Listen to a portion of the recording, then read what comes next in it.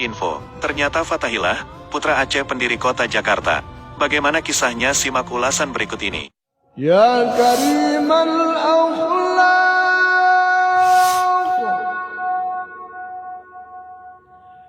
ya Rasulullah,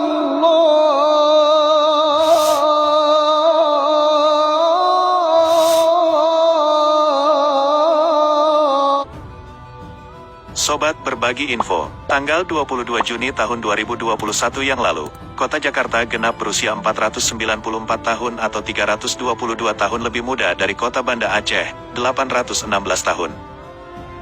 Ibu kota negara Indonesia itu didirikan seorang putra Aceh bernama Fathahillah. Ternyata, kontribusi Aceh untuk RI bukan hanya menyumbangkan 2 pesawat terbang sebagai modal awal Indonesia ketika baru merdeka, atau bahasa Pasi yang dijadikan lingua franca, tapi juga mendirikan ibu kota negara ini. Nama Indonesia masih ada pada dunia internasional juga disuarakan lewat suara radio Rimba Raya. Jujur sama sekali. Tapi berkumandang ini radio RI Rimba Raya ini dibilang Indonesia tetap merdeka. Sekali merdeka, tetap merdeka dia bilang.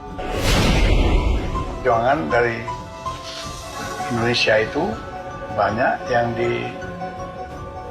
disampaikan melalui radio Rimba Raya ini. Nah itu kalau menurut sumber yang terpercaya itu ulama Aceh yang pertama itu membangkitkan. Nah itu melalui radio Rimba Raya. Saat itu Indonesia sudah dikop kembali oleh Belanda dalam agresi kedua. Belum lagi putra Aceh, Markam menyumbang 27 kg emas di atas puncak Monas yang kini jadi kebanggaan kota Jakarta. Atau juga Aceh telah menyumbangkan hasil gas alamnya selama puluhan tahun untuk pusat. Sobat Berbagi Info, dalam banyak referensi, kota Jakarta didirikan pertama sekali oleh Ahmad Fathahillah, putra Aceh asal kerajaan Pasai, Aceh Utara, yang hijrah ke tanah Jawa pada awal abad ke-15 Masehi. Kedatangannya ke Jawa ketika itu disambut oleh Sultan Demak, Pangeran Trenggono.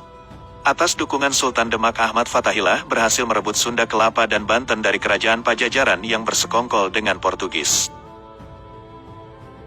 Penyerangan Fathahillah ke Pajajaran memperoleh 2 kemenangan sekaligus. Selain berhasil merebut Sunda Kelapa dari kerajaan Pajajaran, juga berhasil mengusir Portugis dari Sunda Kelapa daerah taklukannya.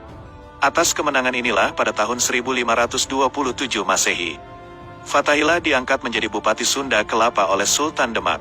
Dalam tahun itu pula tanggal 22 Juni tahun 1527 Fathahillah mengubah nama Bandar Sunda Kelapa menjadi nama Jayakarta, yang kemudian disingkat menjadi Jakarta, mengandung makna kota kemenangan.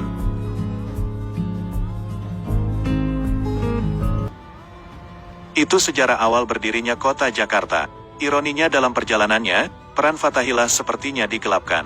Memang, Fathahillah ada diabadikan dengan memberi nama pada sebuah museum di Jakarta, Museum Fathahillah, atau Museum Sejarah Jakarta, MSJ. Tapi bila kita perhatikan dengan menggunakan nalar sejarah kritis, apa yang dipamerkan pada Museum Fathahillah ini seperti ada periode sejarah yang terpenggal. Artinya sejarah Jakarta yang diinformasikan dan dipamerkan, hanya informasi masa prasejarah hingga masa kolonial.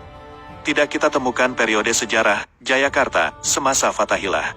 Periode sejarah Fathahillah dihilangkan, terlihat dilompatkan dari zaman prasejarah, zaman Hindu-Buddha, langsung ke zaman Batavia di bawah kolonial Belanda. Perubahan nama Jayakarta menjadi Batavia pada tanggal 14 Maret tahun 1621 ketika itu Belanda berhasil menguasai Bandar Jayakarta, nama yang diberikan oleh Fathahillah tanggal 22 Juni tahun 1527. Penamaan Batavia oleh Belanda untuk mengganti nama Jayakarta adalah untuk mengenang suku Batavir, sebuah suku tertua di Belanda yang terdapat di lembah Sungai Rhein yang dianggap sebagai leluhur orang Belanda. Di sini jelas, antara penamaan Jayakarta yang diberikan Fathahillah pada Sunda Kelapa tanggal 22 Juni tahun 1527 dengan pergantian nama Batavia oleh Belanda untuk Jayakarta tanggal 14 Maret tahun 1621. Berarti selama 1 abad sejarah Jakarta dipenggal ceritanya dari sejarah Fathahillah. Hilangnya 1 babak periodisasi informasi sejarah Fathahillah di Museum Sejarah Jakarta itu, berarti sekaligus menghilangkan informasi sejarah peranan Fathahillah sebagai pendiri kota Jakarta. Kita tidak tahu, apakah ini sengaja dihilangkan karena yang mendirikan kota Jakarta itu, orang Aceh. Sejarah negeri ini memang menafikan peran Aceh. Hampir tidak ada peninggalan artefak dan manuskrip lain yang dipamerkan di Museum Fathahillah, Museum Sejarah Jakarta. Maka naif jika sekarang Jakarta dengan segala kegemerlapannya mengabaikan pendirinya. Tampaknya para penulis sejarah Jawa seperti enggan memunculkan tokoh yang satu ini. Fathahillah, ulama juga panglima perang dari Pasai Aceh, tidak begitu menonjol sejarah nasional. Seperti halnya Maulana Malik Ibrahim dan Malik Ishak, dua ulama Aceh, yang paling awal menyebarkan Islam di tanah Jawa juga tidak terangkat ke permukaan. Makam Maulana Malik Ibrahim sampai sekarang masih terdapat di Gesik, Jawa Timur, yang batu nisannya diduga persis dan seusia dengan nisan-nisan yang terdapat di Samudra Pasai Aceh. Fathahillah begitu ditakuti lawan, sehingga memiliki banyak nama kebesaran. Portugis menyebut nama Fathahillah ini dengan Falatehan. Sultan Demak menggelarnya, orang agung dari Pasai. Dalam versi yang lain orang Portugis juga menamai Fathahillah dengan Fathahillahan. Masyarakat Jawa pada umumnya semasa hidup Falatehan memanggilnya Ki Fathahillah, yang berarti orang terhormat karena kealimannya dan ketokohannya dalam masyarakat Jawa. Dalam banyak versi juga disebutkan sebenarnya yang dimaksud Sunan Gunung Jati dalam 9 wali Songo di Jawa, salah satunya adalah Fathahillah.